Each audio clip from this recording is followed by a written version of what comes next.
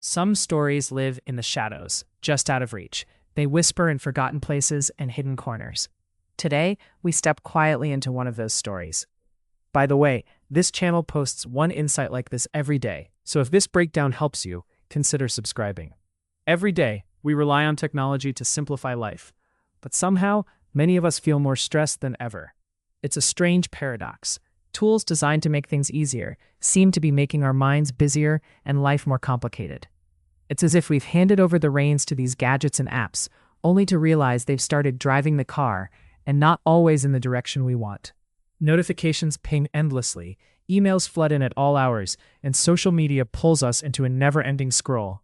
The convenience is undeniable, but the cost?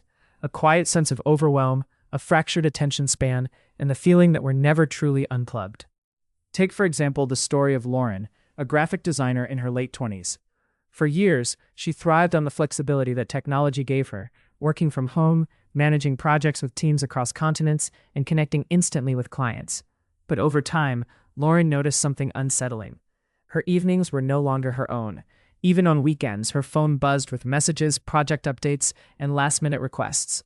Sleep grew elusive, and her creativity, once boundless, began to wane. Lauren's experience is far from unique. Studies show that the average person checks their phone over 60 times a day. That habitual reach for the device, often without conscious thought, chips away at our ability to focus deeply or to relax fully. The dopamine hits from new notifications can feel rewarding in the moment, but they also train our brains to crave constant stimulation, making periods of stillness uncomfortable. And yet, the story isn't all bleak. There's a growing movement toward reclaiming our attention and redefining our relationship with technology. Mindfulness apps, digital detox retreats, and even companies implementing no-email Fridays are all part of a broader effort to restore balance. People like Lauren are learning to set boundaries, turning off notifications during certain hours, creating tech-free zones at home, and practicing intentional breaks to breathe and reset. What's fascinating is how this dance between technology and humanity isn't a new story. We face similar challenges whenever a powerful innovation reshapes society, from the printing press to the telephone. Each time, there's a period of adjustment, where excitement and anxiety mingle.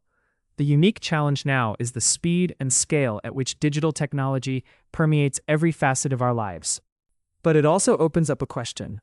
How do we harness these incredible tools without becoming enslaved by them? Can we find a way to make technology serve us instead of the other way around? To answer that, we need to look deeper into our own habits, culture, and the design choices behind the devices we use daily. It turns out, part of the answer lies not just in individual willpower, but in understanding the invisible architecture designed to capture our attention.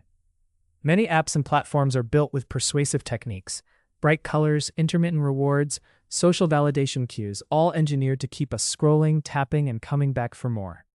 Recognizing this isn't about blaming ourselves for getting hooked. It's about reclaiming awareness of how our behavior is influenced and choosing how to respond. Lauren's journey toward balance didn't happen overnight. It was a process of small experiments, silencing notifications during her most creative hours, setting boundaries with clients about response times, and slowly cultivating offline rituals that grounded her. She found that by carving out moments free from digital noise, her mind could wander again, ideas could flourish, and rest felt more profound. In that quiet space, she rediscovered the joy of work and the peace beyond it.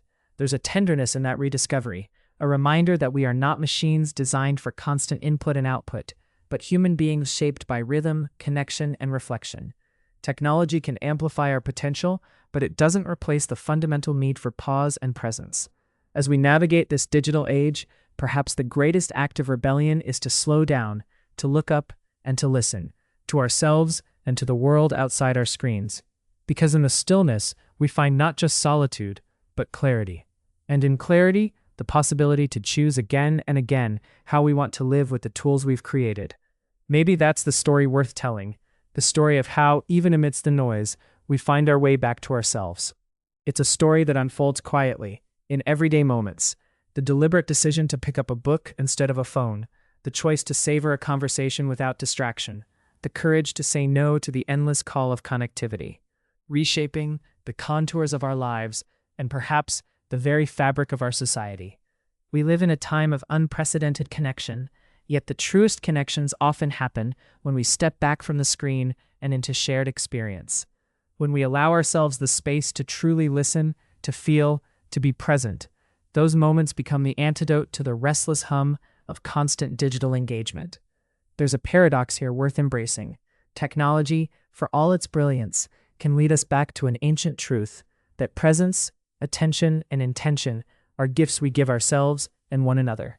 They are the quiet revolutions shaping our well-being and creativity from within. So, as we carry our devices in our pockets, perhaps the most profound question isn't how to use them more efficiently, but how to use them more mindfully.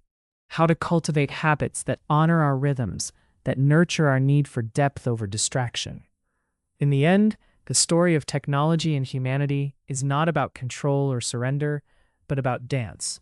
A delicate balance of engagement and retreat, connection and solitude, noise and silence. And in that balance we find not only relief, but renewal. A chance to live fully, with intention and grace, in a world both wired and wonderfully human. It's a gentle invitation to pause, breathe, and remember. Amid the endless stream of information, it is the quiet moments that truly shape who we are. In those quiet moments, when the phone is tucked away and the world's chatter dims, we reconnect with something fundamental. It's in the absence of digital noise that our minds begin to heal, our hearts open, and our creativity rekindles. This isn't about rejecting technology, but about choosing when and how it enters our lives. Lauren's story reminds us that this balance is deeply personal. What works for one person might be overwhelming for another. For some, it might be a full day unplugged. For others, just a few intentional minutes of stillness. The common thread is mindfulness, the practice of being present with whatever is happening, without judgment or distraction. As we consider our own relationship with technology, it's helpful to remember that progress doesn't require perfection. Each step toward awareness is a step toward freedom. Each small boundary we set is an act of self-respect, and each moment spent fully engaged in life beyond the screen is a quiet victory. So, as you move forward, perhaps you'll find your own rhythm, a way to dance with technology rather than be led by it. And in doing so, you might discover, like Lauren did, that the richest parts of life aren't found in pixels or pings, but in the simple, unguarded moments when we slow down and truly live. Because in the end, the story isn't about the devices we carry, but the lives we choose to lead. And sometimes, the most profound connection is the one we nurture with ourselves. And with that, we step softly back into the world, more aware, more gentle, and a little more free. It's easy to forget just how rare and precious those moments of quiet really are. In a culture that prizes speed and constant output, choosing stillness can feel like an act of defiance. Yet, it's precisely in these pauses that we find the space to breathe deeply, to untangle our thoughts, and to remember what truly matters. Perhaps technology, in all its complexity, is simply a mirror, a reflection of our own desires, fears, and hopes. It amplifies our need for connection, our craving for meaning, and at times, our restlessness. By learning to engage with it thoughtfully, we're not just managing devices, we're reaching toward a deeper understanding of ourselves. Lauren's journey, and countless others like hers, suggest something quietly revolutionary, that by reclaiming our attention, we reclaim our humanity.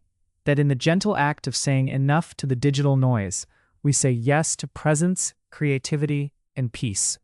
So maybe the real story is this: amid the endless flow of information and distraction, we have the power to choose stillness, to choose to be fully here right now, and in that choice, to find a kind of freedom that no notification can replace.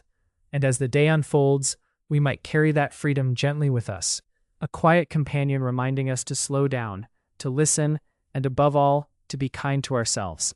Because in the rhythm of pause and presence, life begins to feel whole again.